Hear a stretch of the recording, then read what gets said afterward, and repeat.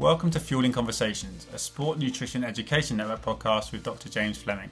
Today we're joined by Lindsay McNaughton, an assistant professor at Durham University and sports nutritionist for the Newcastle Falcons. Lindsay takes us through her journey from her early studies in sport and exercise science to earning a PhD in protein dose and muscle metabolism, working alongside some of the leading experts in the field.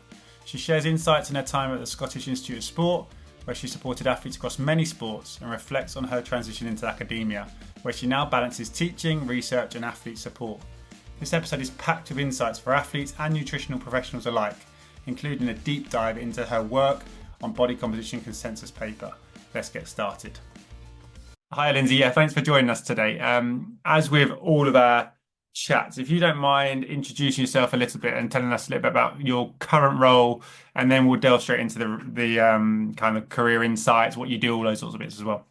Hi, thanks James. Thanks for having me on. I'm Lindsay McNaughton. I currently work at Durham University as an assistant professor, mostly teaching sport nutrition. So that's where my kind of research base as well. And I also do some nutrition delivery to some TAS athletes here at Durham. And I work in practice alongside Newcastle Falcons, which is a Premiership rugby team, delivering their nutrition provision as well.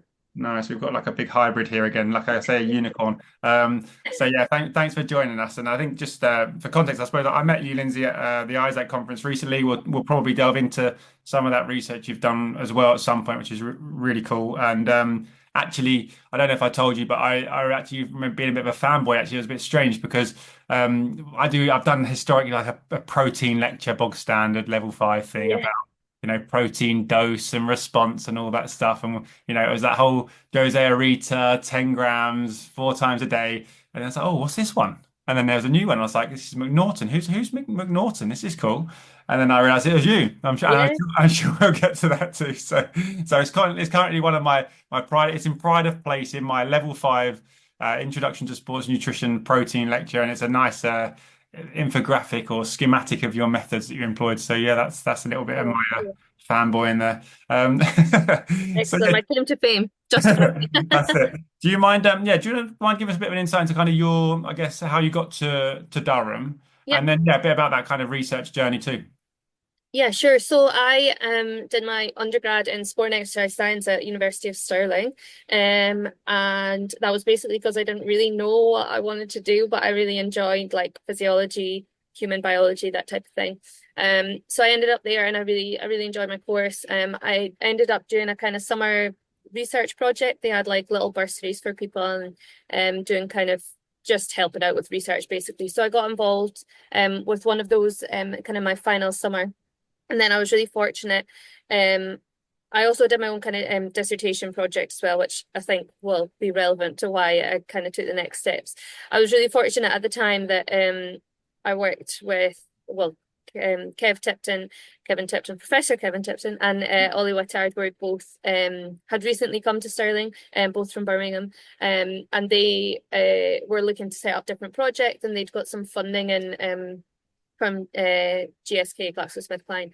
So they had basically a PhD studentship available, and they were looking for somebody to do it. And because I'd done Kev was my dissertation supervisor as well. And I think having been kind of involved in the research stuff over the summer in the lab, and then do my dissertation, I think they had kind of seen enough interest and enough that I could just about hold my own in terms of kind of doing projects, and they asked me if I wanted to do it because they were kind of needing to get somebody in quick. So for me that was like a bit of I didn't really have any ideas of what I kind of really wanted to do. It was a bit of a risk probably because I didn't do it in a master's degree or anything. I just went on to that, but I remember thinking to myself, do you know what, if you hate it, you're probably only going to find out after 6 months that you hate it, and then you've only got you've not got that long to just stick it out. And I didn't know what I wanted. I didn't know what I wanted to do. I knew I really enjoyed the research stuff. So, and at that point there was nothing kind of on the horizon in terms of nutrition or anything like that. It was a protein-based study. So as you've kind of alluded to, we were looking at protein dose. And yeah, I basically said yes. And so I started my PhD there. That would have been 2012. so I did my PhD with them, and I did alongside that, we looked at some other aspects of protein nutrition. So we had kind of had that very lab-based muscle metabolism using tracers, looking at different dose response in response to whole body exercise, which was kind of one of the first protein dose studies that I had looked at that. So it was kind of quite unique. So we did that, and then I also alongside that did a little bit more applied stuff. So we did some work with Scottish rugby under-20s side, and we monitored their body composition and nutrition intake throughout a Six Nations campaign, which was really kind of interesting. And then we also did a kind of comparison of them from a body comp and dietary perspective compared to kind of local rugby players as well. So that kind of formed part of my thesis, alongside as well some signalling work Nice. we've done in terms of protein dose. We had some samples that we kind of used from previous studies, and then also my own study, and looked at some signaling as well. So it was kind of a bit of a mismatch in terms of really lab-based focus. Like we were doing kind of signaling, very kind of wet lab stuff. Then we had kind of muscle metabolism, and then we were also looking at kind of muscle body composition, and then protein feeding within a much more kind of applied setting. So it was kind of the whole spectrum of stuff, which at the time felt a bit like chaotic, but actually in terms of like how that's then set me up for what I kind of do now, which is more of an amplification of that. It was really good. And then also at that time, he was involved with kind of local sports clubs doing nutrition talks and stuff. So we got good opportunities to do that. So did some stuff with some rugby academies, some football teams. And again, that was just some kind of basic workshop based stuff that was good. And that kind of in combination with teaching that you do as a PhD student, probably set me up quite well for the job I got after I left. So I actually got the job 6 months before I finished my PhD, which when I look back, I do not know how I managed to do that, but I did. I saw it was with the Scottish Institute of Sport, so Sport Scotland Institute of Sport, which is basically similar to the EIS, but slightly different in kind of makeup, supporting Scottish athletes on the world stage, whatever level, either to get onto GB programs, depending on the sport, or to compete at kind of Commonwealth Olympic level. So I saw an advert for it, and they were looking for kind of a nutritionist, and I didn't know that was a job, like a nutritionist within a kind of institute. So I applied and went for an interview, and it was interesting because I'd not got a dietetics background. I'm not a dietitian, but everybody else in there was a dietitian, so I think they were kind of like, oh. And my degree was in sport and exercise science. My PhD was going to be I was pretty confident I was going to finish at this point, was going to be in kind of sport nutrition metabolism. I didn't have that kind of traditional pathway that you might into kind of nutrition dietetics type role. So they did appoint somebody else, but then they kind of got back in touch and said, we think that there's something here that we want to tap into. So in terms of like the educational development stuff, and then also having that kind of research background and those types of things. So I was really fortunate that they kind of juggled things around a bit, and they did then have a role for me. So that was great, kind of with the caveat that it would look slightly different, which was really good. So yeah, I started that, and then I was still writing up, finishing my PhD. So yeah, like I say, I don't quite know how I managed to get over the line with that, but I did. And then but again, that was another good, probably in terms of thinking about juggling different things and thinking about different things, it's probably stood me in pretty good stead. So I was the institute, came in at a kind of level 1 practitioner level, working with different sports, and I was there for kind of 4.5 years, and within that kind of moved around, acted up a little bit, and then I got promoted within that, so level 2, which is basically then just being the kind of sole person for a sport.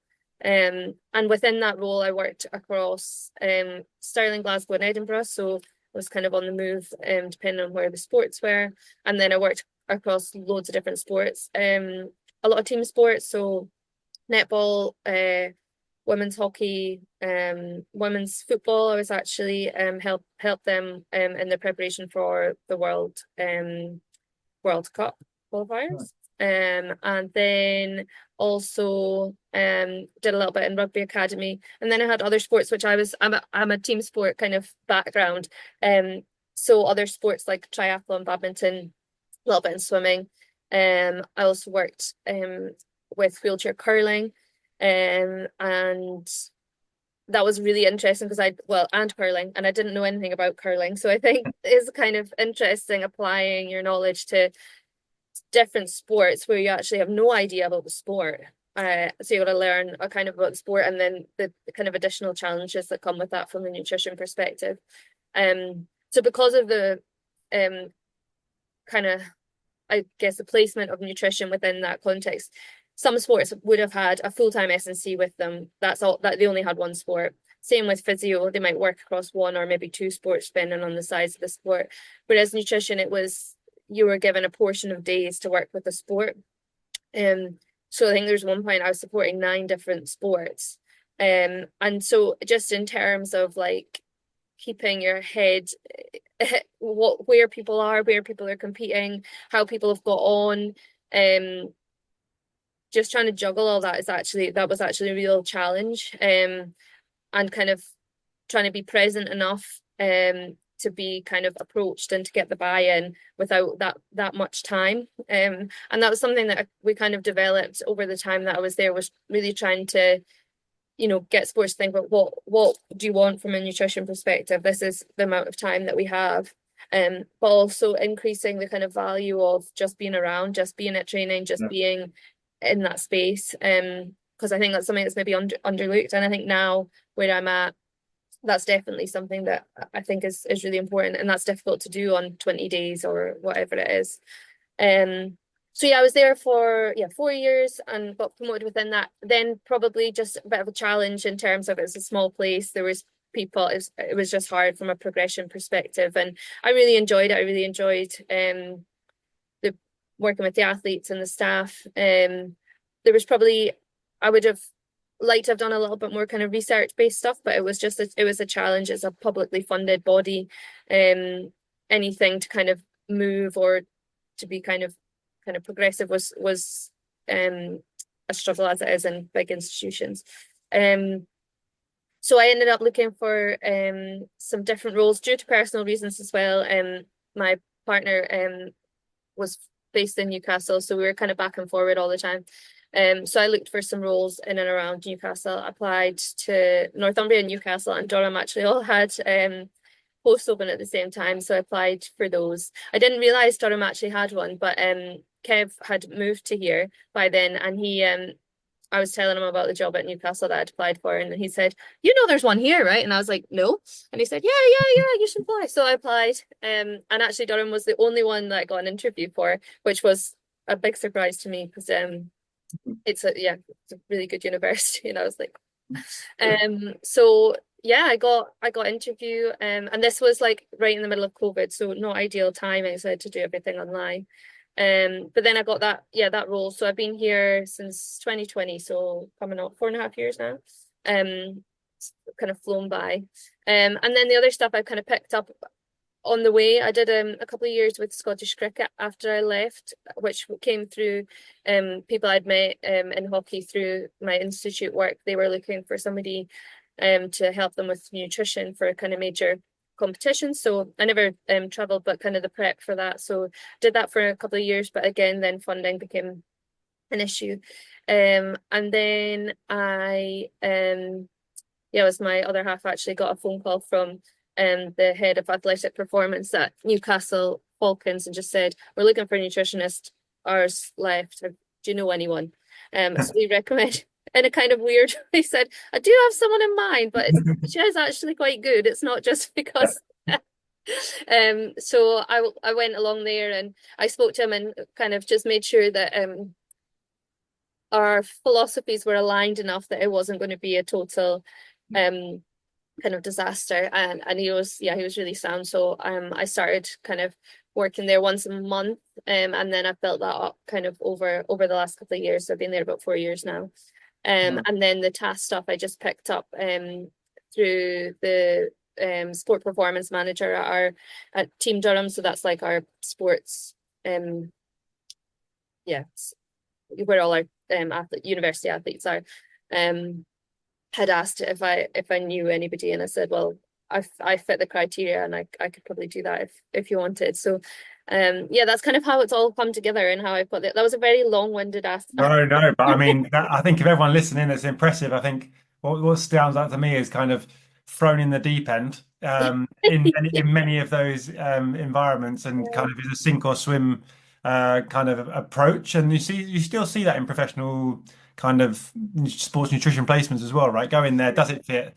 Do you fit? Can I survive in that culture or thrive or whatever? And I guess going back, because there's so many bits to touch on.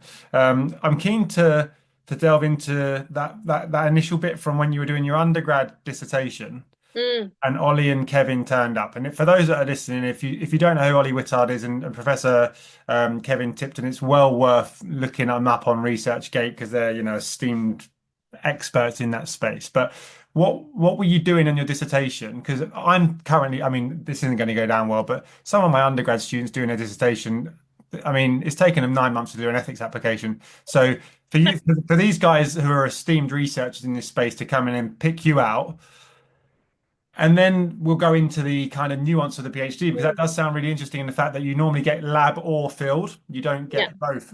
So yeah, do you mind answering that first bit? No, not at all. It was on fish oil supplementation and running economy, which I didn't necessarily have a particular. They were Kevin, Ollie were doing a lot of fish oil research at the time. And what I didn't say actually was there was a couple of other PhD, well, there was PhD students that they had started a couple of years ahead of me who had projects ongoing as well. So I would help out on those projects if I could, to do basic stuff.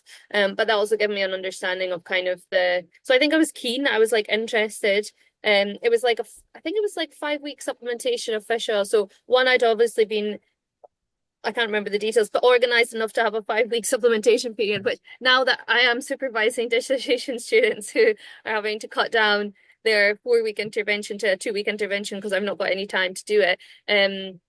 Yeah, I think that was good, and I think it's an ongoing kind of discussion, isn't it? How do you do dissertation projects within a setting?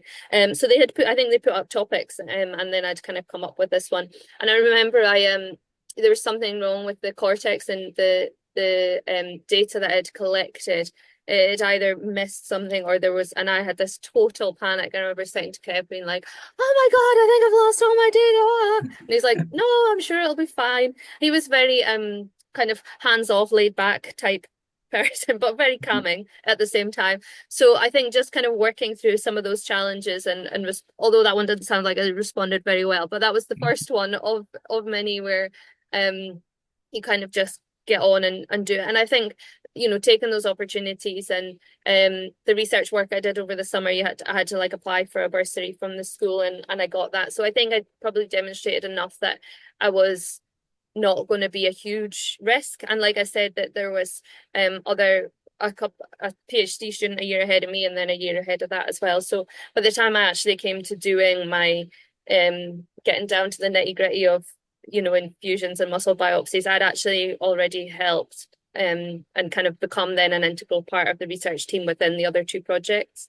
So yeah, I think I was just keen, I was interested, I was keen, I was competent enough, and had demonstrated that in those projects.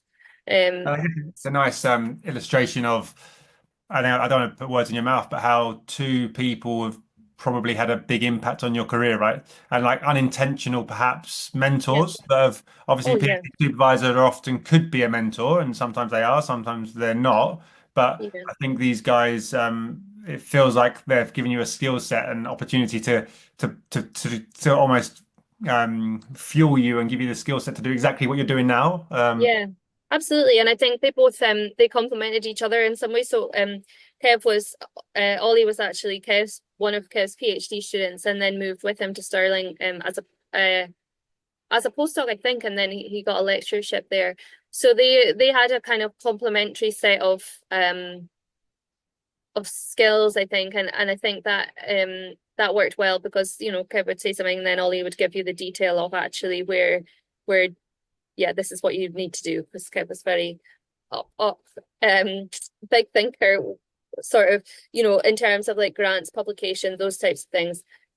Brilliant. In terms of the details, he wasn't so bothered with the details, but he knew he had people who could take care of that. And I think kind of having that where you would learn who to speak to about what aspect. And they also, in some senses kind of um had other, Kev was very good at networking with people. He always gave us the opportunity. He really looked after his students in terms of he would make sure we had opportunities to go to conferences. He always introduced us to people, and so that kind of those opportunities with those workshops, he'd kind of set it up, as it were, and people would be interested because it was him, and then he would be able to do that. But I also do think that the students, he had a real success kind of rate with the students that he had, and he was able to tap into introducing you to his previous students, who he could ask, and he's kind of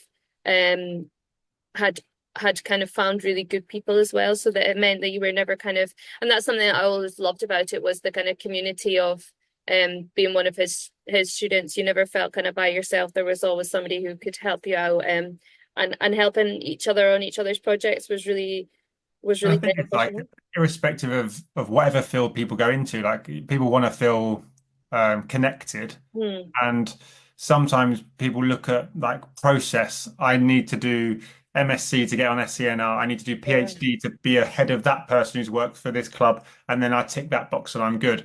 But actually, looking at it that way is kind of quite isolating. You want to be like, Yeah. well, come to the PhD, I want to use everything. Yeah. What am I entitled to?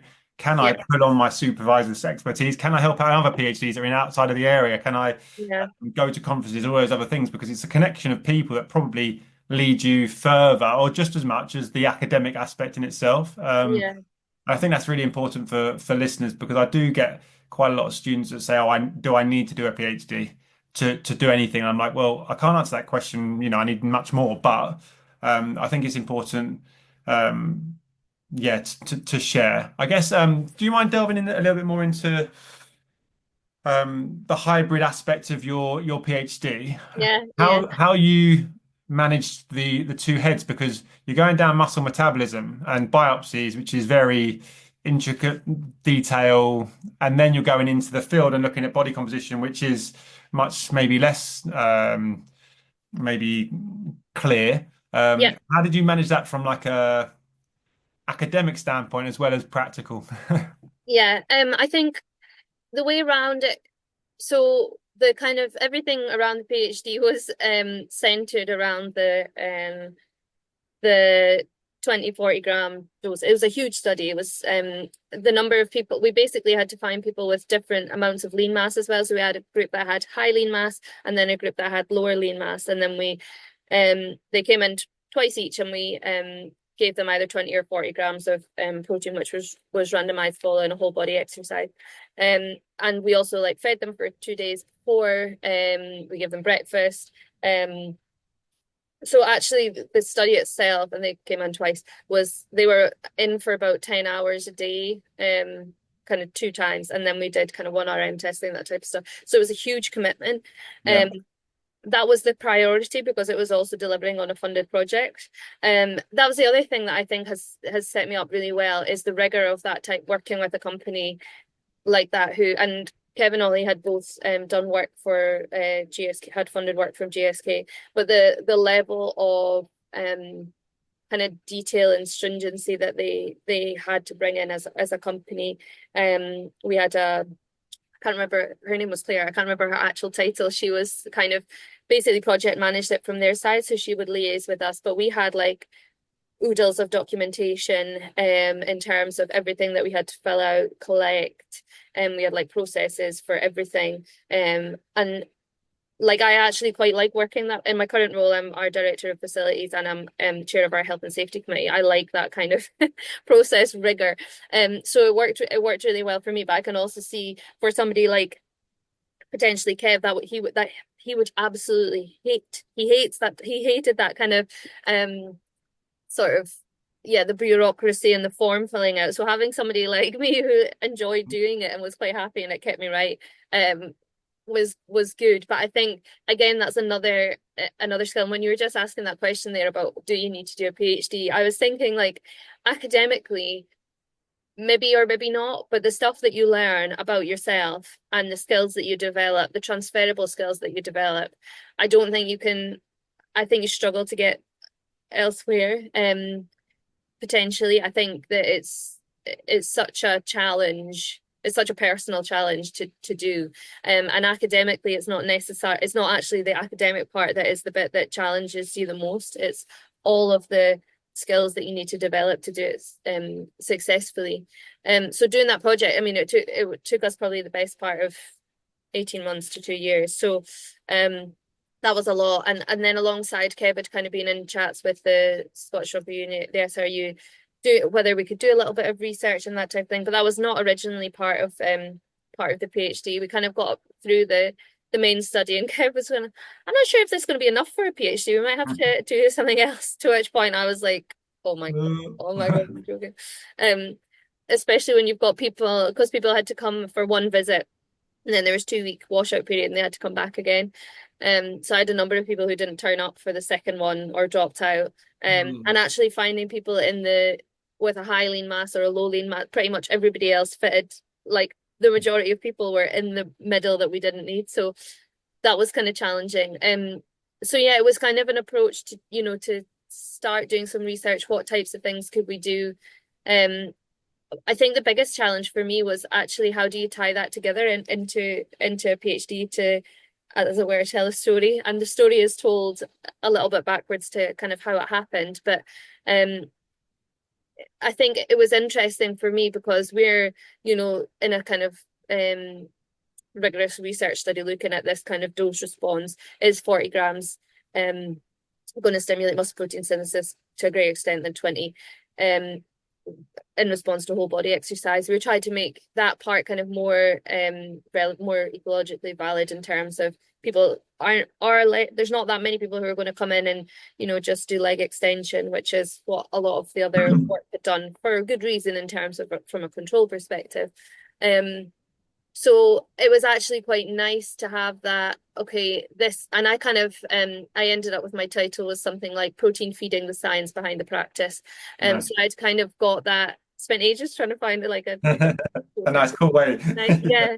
To have that, because actually when we looked at the body comp and the protein intake of those kind of professional players who had more lean mass, they were eating regularly that above the kind of protein recommendations that were in the literature. So that was a kind of nice way of saying, like, this is what's happening in the field, and then this is what we kind of found from a research perspective when we're looking at it. So there's still, as with any piece of research, kind of uncovered more questions than it gave answers. But I think having that sort of, for me, that was nice because it made it more relevant. It made what I was doing in the lab more relevant. And in terms of the type of work, it's just, for me, I think that's where the process works quite well. This is the type of this is the work that you do to analyze this or to collect this, and again, that's a different, I mean, the skills in terms of like signaling, kind of muscle blood processing.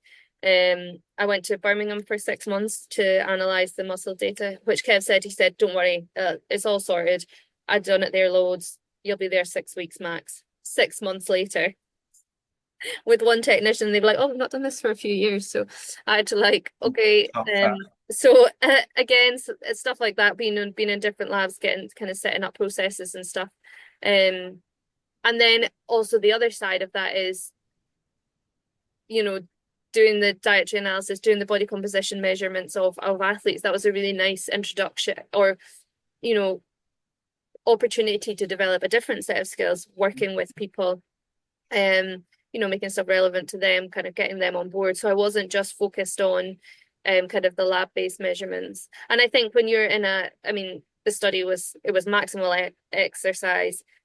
You're infusing them with one side, taking bloods all the time, taking muscle biopsies. You're spending 10 hours a day. I'm sitting 10 hours by this person's bit. So like the social skills and the communication skills Yeah. that you manage to develop, um, again is another kind of set of skills that you kind of develop as well. So Again, I guess it probably comes from again the supervisory team that you had there, both academics yeah, with practitioner kind of wanting to be action-based research being at the yeah, heart.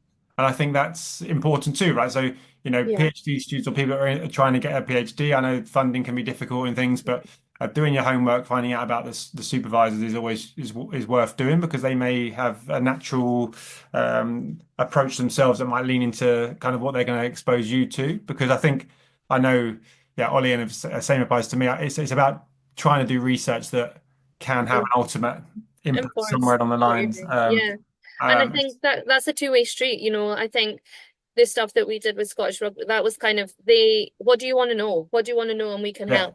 And bouncing those ideas back and forward and coming with problems that are coming from practice or the field to then come maybe into a more research-based context to then go back out again rather than it being quite isolated. And for me that's kind of where my research has gone probably more, or as a good foundation for the research, you know, rather than just I could have continued on in just muscle protein metabolism, but it's not, you know, that type of work, while it is kind of foundational, is not as applicable as some other types of research. And I think in terms of that research journey, the challenges that I noticed working with people in my career at the Institute really has kind of developed my research focus now in terms of, okay, these are things that people struggle with in the field. This is where the field is maybe needing, you know, to put some yeah. energy in terms of research. So And I really like that. I say to some of my students, like, ask the people you're working with what they want. And I know it sounds kind of almost like anti-academic, but and it was one of our professors actually told me this as well. Like has a link with many, it's the NHS in this case, but he actually asks them, what are mm, your biggest areas? And then you're actually producing research for purpose, rather than, it's so difficult to come up with a research project just off the cuff, you know?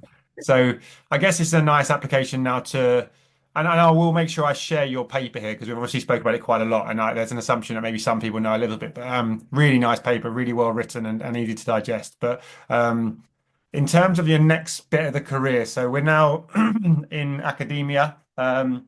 What's your focus now? I know you're doing a bit of everything. You're doing your tasks, you're doing the Falcons. We'll come to that applied bit a little later. But yeah, what are your research focuses at the moment?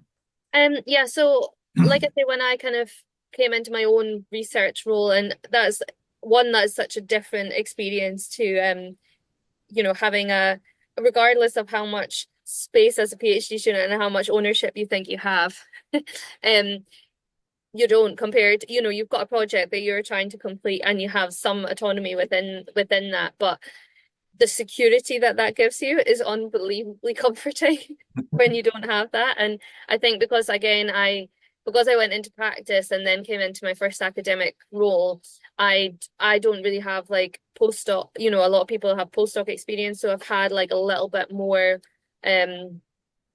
maybe research experience that's a bit kind of broader than just doing a PhD. So that's something that I don't know yet if it's not a good thing or if it is, but it's something that I'm kind of mindful. Similar to when I did my PhD and didn't have that kind of it's that kind of stepping stone. So it's kind of like a bigger jump that's a little bit harder to kind of deal with, I suppose.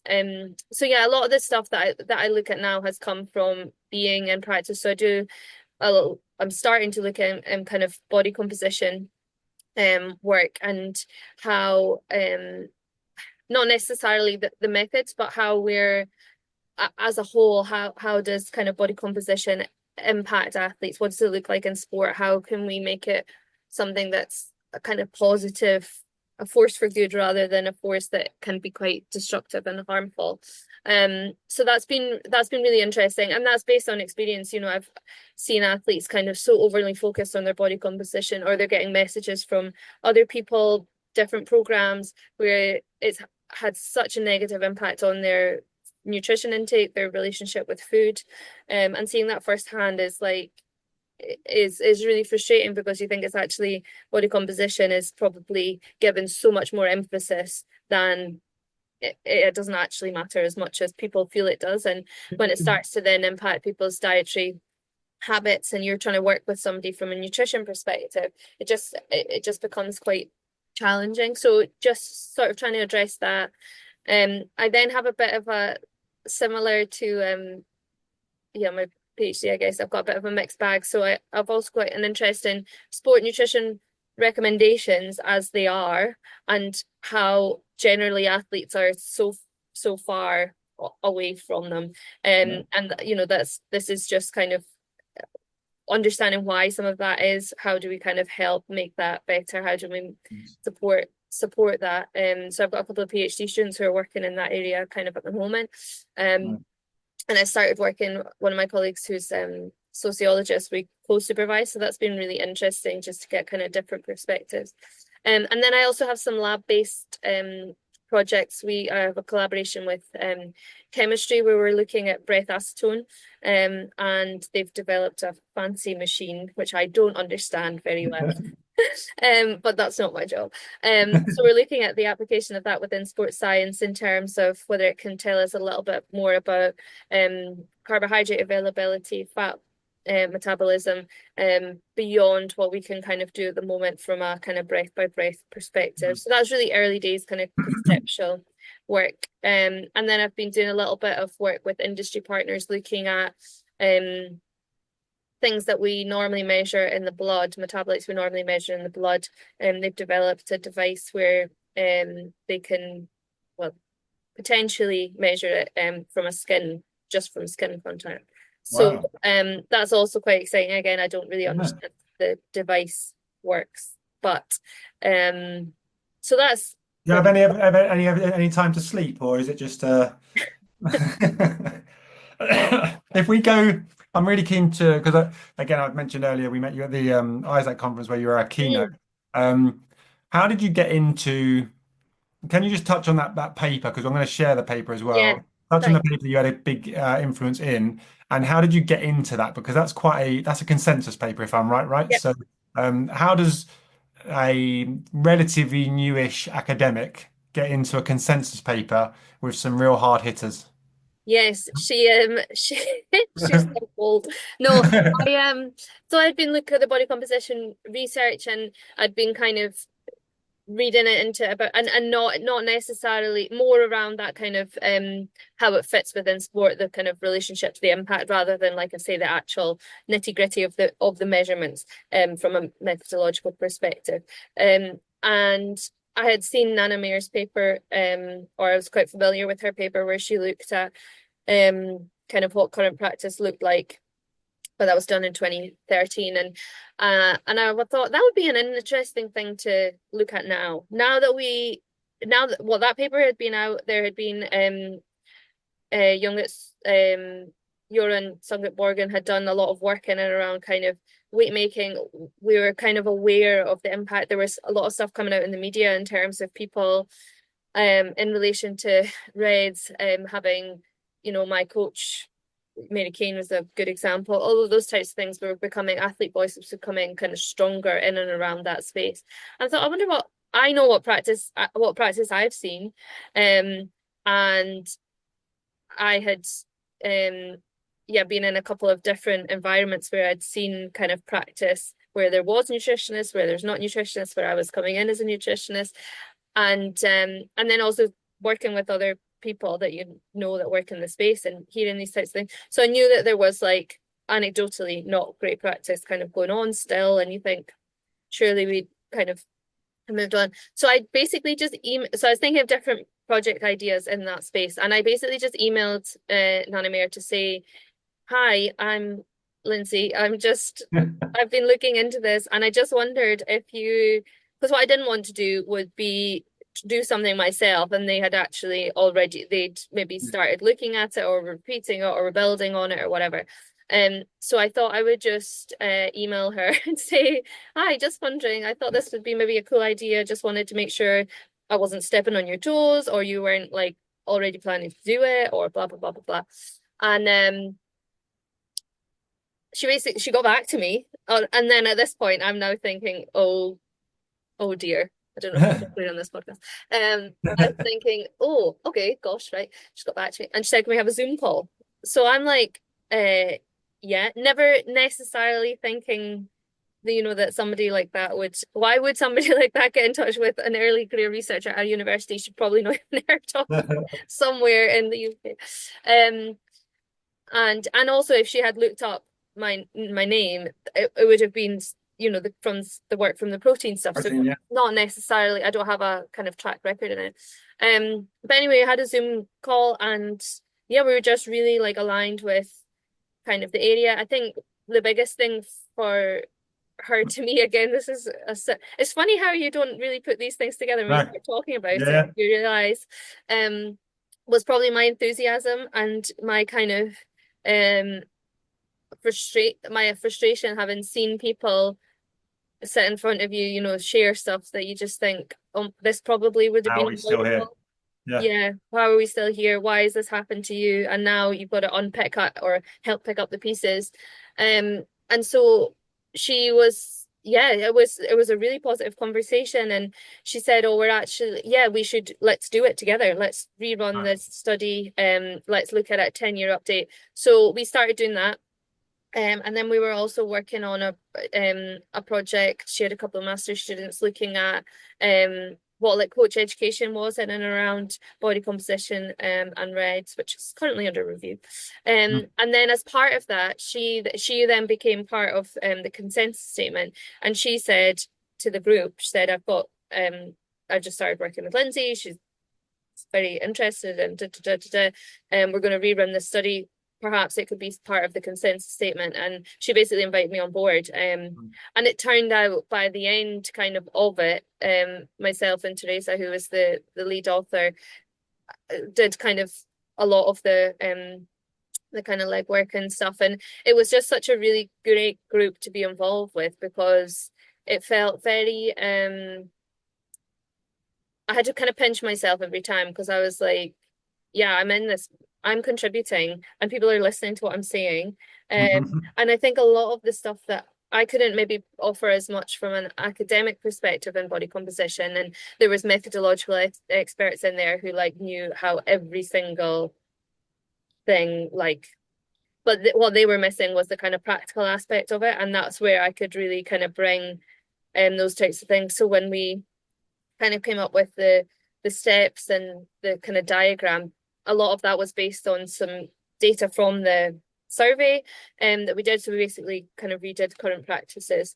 But it was also based on the literature, but also kind of our expertise. And I work closely with Judith Howdam, who is a dietitian in Austria, and she works with biathlon, she works with key cycling teams. So again, had really good, rich experience from kind of being kind of in the field and working in different perspectives, and Gary Slater as well at the AIS. So there was kind of group of practitioners who were also there kind of discussing some of those, and it was a really good thing to be involved with because it was, and also across different countries. So somewhere like Norway are a little bit more kind of, they've got slightly different sporting values and setups. Australia seemed to be kind of quite on top of it because a lot of it comes from the AIS and they seem to have a little bit more kind of governance over that. And then people from the States, other countries in Europe, and then the UK. So it was different context was quite interesting. But then also kind of having quite robust conversations around what we're recommending best practice with the knowledge that if somebody put this in front of me and said, go and do this in your sport, I would struggle. I would struggle. But we wanted to really set the bar high, and conversations about what to include, what not to include, where to set certain things. It was a really good experience, but I found that like my confidence grew in terms of that kind of contributions, because you would say something and people were like, oh yeah, that's a really good point, and I'd be like, oh, okay, I can do this. yeah. So that was, and it was just kind of putting myself out there and kind of trying to, and just throwing myself into it in terms of I'm just gonna get involved, and obviously did quite a lot of work for it. Yeah, of course. I think it's really Great. powerful. And I think for those again that haven't necessarily seen the paper, we'll share it. And it's a really nice model to try to follow and apply in some way. And it feels like everyone I speak to, obviously I'm in this small world, but we're all aware of the challenges on the Mm, ground, and it's been there forever. And it feels like we're not, it's so slow in moving. And yeah. someone will put out another um, podcast, or someone will put out another little blog, or someone will put out a little thing on Instagram. It'll get millions of people saying, yeah, yeah, yeah, I agree. And then nothing changes. So Hmm. it's a really interesting space that definitely needs more work, but it's you're trying to change cultures, and there's a lot in here to unpick, isn't there? But I think it's, yeah, amazing stuff. I'm just conscious that we could talk all day, so there might need to be a part two on this one because we can go into your more applied stuff. But I guess it might be a nice time to kind of maybe shift towards kind of advice or applications. I think you've been doing that nicely throughout, because that collaborative aspect, putting yourself out of your comfort zone, working hard, obviously seems to be a part. I know I hate the narrative of being a good person, but obviously you need to be able to get on and work with people. But all of that obviously has been built throughout, step one of being an undergrad, not really knowing, okay, getting involved in stuff, enjoying that, saying yes to stuff, working hard on that. Yeah. Being proactive, emailing people, not just open emails with no content, or just fishing. You've gone there with, I'm looking at this, I'm Well, doing yeah. this. You're actually adding value. What advice would you give to those that might be looking to follow a similar field to what you have done, and or what is the kind of best bits of advice that you've had over your career to date? Yeah. I think I think everybody's slightly different in terms of where they want. I've never had, I want to get to this point. If you'd said to me at the start of my undergrad or when I was leaving school or any time really, even 2 years ago, I wouldn't have said this is what I want to do. So I guess if people have like a real focused idea of where they want to get to, then that's great. But also I would say, like, I've taken opportunities that have presented themselves. I've thought about them in terms of like, yeah, I would quite like to do this, or this seems like a good opportunity. But I've never kind of closed down. I've tried not to be too rigid, I guess, is what I'm saying with things. Because you don't know where something is going to take you. And that does sound a little bit cliched in terms of, but you don't know what opportunities are going to come from something. And you can never know. And I think things having a career that is a little bit of a, let's call it a hybrid. I was going to say a hodgepodge, but a little bit of a hybrid. You can't be too rigid with it because it's not kind of possible, and you do have to just find what works for you. I think I think getting involved with things, but not to the point where you're overcommitting. I think there's a real tricky balance there. I've worked with a couple of people who've kind of said yes to all opportunities, but then actually that affects their ability to be able to deliver or to execute. And that's something that I'm always really mindful of, like either being clear with what I may, and this is something I struggle with because I'm a bit of a yes woman. Or I get really excited about opportunities and ideas. And I know we were talking about, oh yeah, we'll do this and we'll do this e-learning and I'm not forgot about it. But I think it's just being clear about what you're, particularly if you're trying to do practice and applied stuff, and also kind of be in an academic role, because you have to kind of be open to saying, right, this is the amount of time that I can give to you. This will probably allow me to do X, Y, Z. And I think that's the nature of nutrition roles as well, is that you're never, there's very few people who are fortunate enough to be full-time in sport in a stable environment where you've got good job security and it works for you. It's not the reality at the moment for many people. So, just being clear with what you can deliver in that time. So for the task, for example, I've said it's going to be a maximum of this many athletes across a year. So I know that even if every athlete uptook every one of their sessions, it's only going to be X amount of time, and I can probably juggle that with what I've got. Doesn't mean it's easy, but I think as soon as you start taking on too much, and then your delivery and your starts to I think it's a really good bit of advice, actually, impact. because there is an element of a narrative out there to say, get your CV loaded, load your CV, don't say no, and all of those things. But actually, you want to be doing things with good quality to stand you in Yeah, good stead, because all of those, chats with people, all of those first impressions you make are going to be important, particularly if you want to work in applied spaces, because it is a competitive space. But even in academia, right? So it's about do you want the first impression you made on that phone call before you got involved in the consensus would have been Mm. powerful because then she'd have read into what you were like and then that Yeah, feeds into the next bit. So I think making sure you're not burning yourself out for the sake yeah, of it, which is easier said than done, really difficult in the challenging space. To finish up, before I do a little few quick fire questions. So just t touching on that kind of 4 years you had working with the Scottish yeah. Institute. Can you give us a few key kind of takeaways or points that really kind of put you in good stead over those 4 years? What kind of do you think about when you go back to those 4 years that made you a better practitioner, researcher, academic, kind of, that whole picture?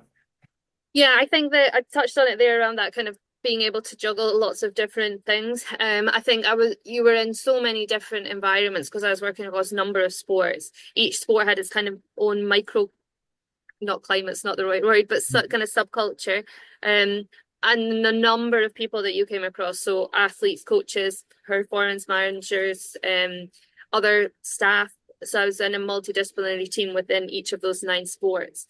And then so the people and negotiation skills and those types of things, really kind of developed. And then also that sense of which I'm not so good at, but developed it there and still continue to do it, is that kind of strategic aspect of things. So when am I going to push back on something and say, this crosses a line for me in terms of my philosophy as a practitioner. So it's a no. Or Yeah, yeah, I can kind of work. I'm going to concede this a little bit, and that's definitely, and having some of those challenging conversations, not in a negative way, but because you're kind of fighting for your space from a nutrition perspective. You're kind of setting out your own stall in terms of what's important, that type of thing. I think that not necessarily from an athlete perspective, but from a kind of sport management perspective, and that was something that I really developed. That now as a kind of lone practice, so I worked there with 5 other nutritionists, which was great, and loads of other staff. I'm now at Falcons I'm the only nutritionist. I have a couple of placement students that support me, but that's hard on your own because you don't have that same sort of kind of backup or you know people thinking this from a kind of nutrition perspective. So that stood me in good stead to kind of be more confident around that and kind of also that kind of those persuasion skills of bringing people along and sort of this is why we need to do that, and again it's a professional rugby is a different environment, but that's definitely helped. But yeah, I think that having people that you can also go to and talk things through with, I think is really important, and finding those people. I think the more time you spend in sport or whatever your career, you find those people quicker, and I think that's kind of invaluable. You end up being like, oh no, that one's not gonna, because that person always just gives me advice and that doesn't really work for me, or no, this person is good at challenging me and not just agreeing with everything I say, and finding those people within an organization quite quickly, or this person actually has similar, they're coming from the same place, so how can I kind of use that to help? That sounds like slightly No, manipulative. I really like it. I really like it. And I do say that to my students. I think there's always going to be evidence-based, like-minded practitioners. And that, you can't hide behind, oh, the culture is this. Well, yeah, it might be, but there's always going to be medics, physios, good S&Cs, good sports scientists who want to have a similar ethos to you. And it doesn't necessarily have to always be completely driven by the research, but it's having similar people, isn't it? And I think Yeah, you finding them is really good advice rather than you just waiting and being passive, you know. yeah. Um, You've not got time. yeah, They're too exactly. much of a pickle by then. Yeah, really good. I think I might invite you back onto a little hot topic around the kind of applied space too, but just Yeah, a few little funny ones to finish off with as I yeah. try to tweak my content. So, would you rather be taught to cook by Gordon Ramsay or bake by Mary Berry? Baked by Mary Berry. Are you a sweet rather than savory kind of Yeah. person? I also think I would be a better compatibility family person. But Gordon Ramsay's Yeah. a bit too much for me, too much everything. And And again, I was going to say, I've asked this before because it's my favorite apple pie, apple crumble, but now we've gone down the Mary Berry aspect. What is the favorite dessert of choice if we had to go for it? a tarte tatin. Oh, really? Quite Mm. fancy. Yeah, my mom Well, makes an some awesome tarte tatin. Yeah, nice. Well, thanks so much for joining us. I think what's really good here, and I think always keen to get such kind of diverse guests on, is that you've not only shown how You've gone from very similar to lots of our undergrads or students that kind of been doing sports science, which is a really great kind of degree to do, but often one that's not necessarily got a clear exit out to it. And then you've been proactive in putting yourself out of your comfort zone throughout what seems like your career to date. Being proactive, doing lots of different things, a wealth of knowledge, and how collaboration seems to be kind of central to all of that in some way or another. And I think although it's really hard to quantify that collaborative space, and there's probably a lot of noise around having to get, official mentors and pay for all these things, when actually a lot of this is on your doorstep or available to you by Yeah. just being proactive. And it's something I'm keep pushing and pushing and pushing. But yeah, I really thank for your transparency. And we could have spoken for hours and hours and hours. I'm sure we will another time. But and for those listeners, I will share the two key papers that we spoke about in detail, and share the bio as well, so they can kind of follow your journey. But yeah, I really appreciate it, Lindsay. Great, thanks. I really enjoyed the conversation. And yeah, I'm more than happy to come back and do a Another part one. two. Lovely. Cheers.